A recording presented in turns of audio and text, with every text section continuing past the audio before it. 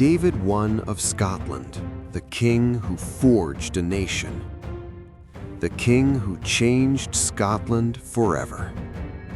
In the frozen dawn of medieval Britain, when crowns were claimed by steel and kingdoms shattered overnight, one man quietly rewrote the destiny of Scotland.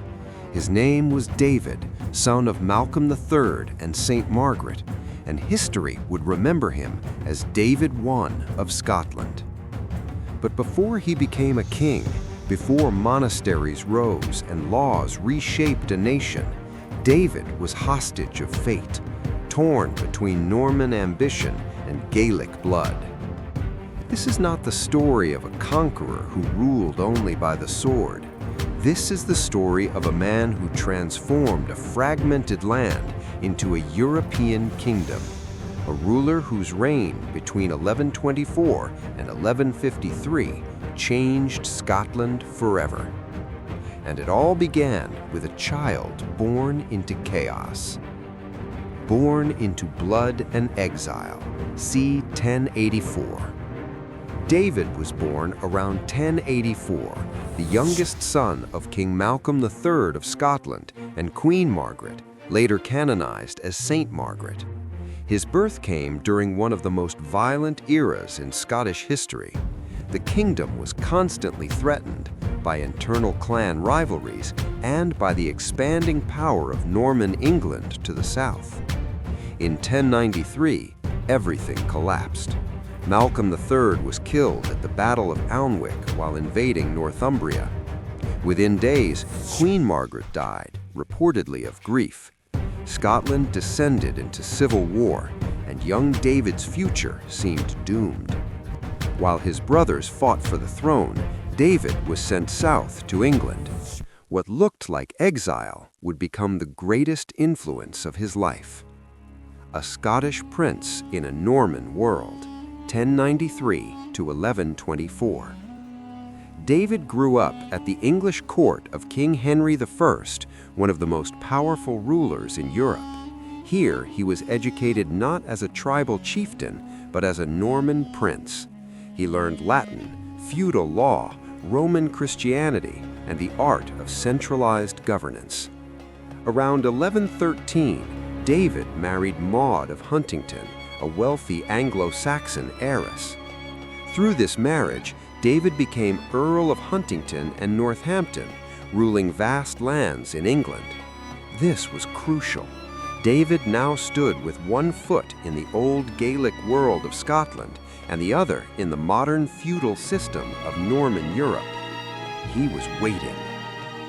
The road to the throne, 1124.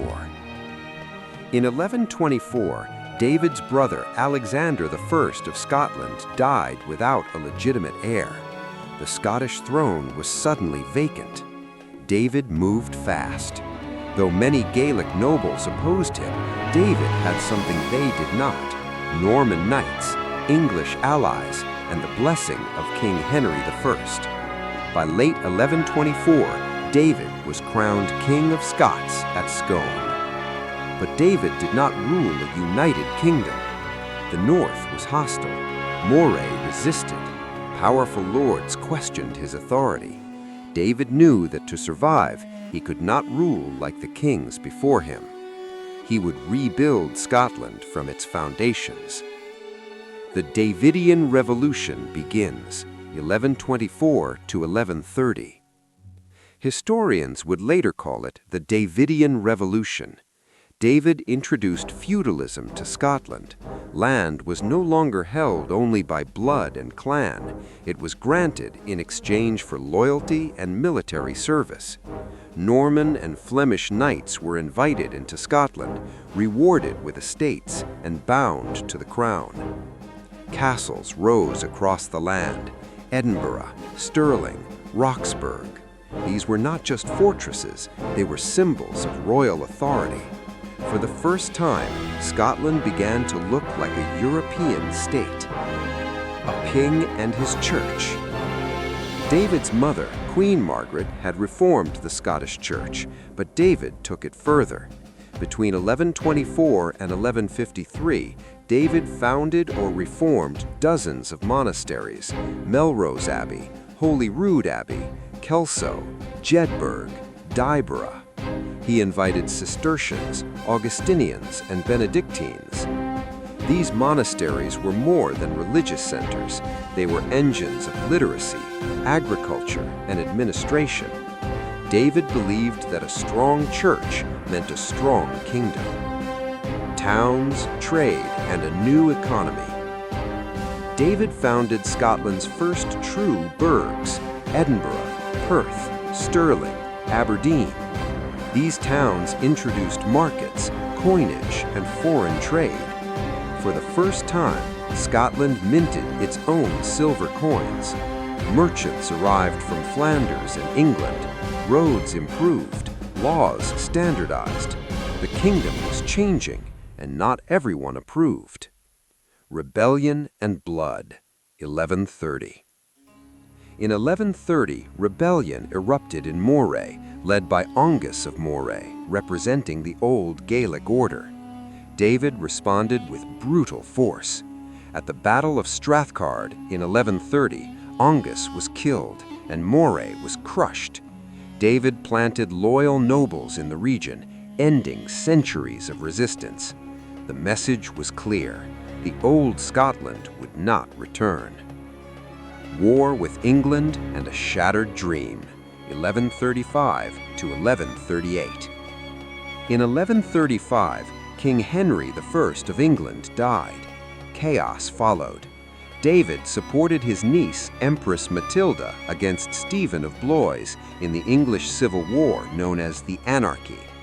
David invaded northern England in 1136 and again in 1138, hoping to secure Northumbria. But on August 22, 1138, at the Battle of the Standard, David's army was defeated near Northumberland.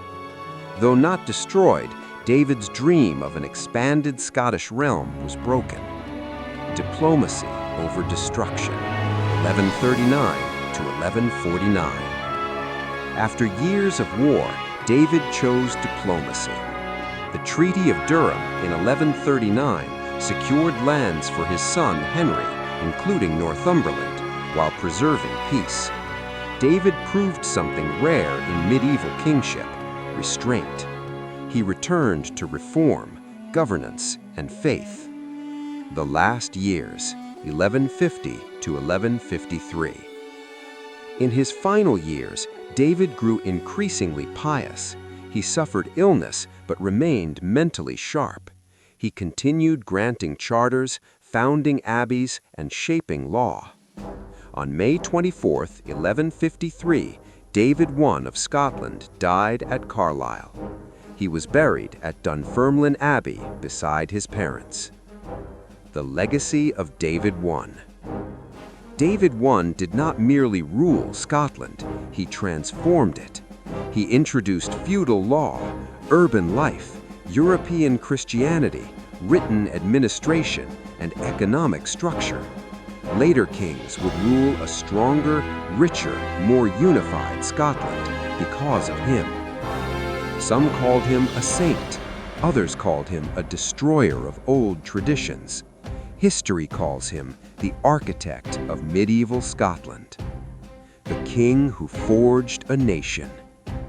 In an age of swords and slaughter, David I chose construction over chaos, cathedrals over carnage, law over legend. And because of that choice, Scotland endured.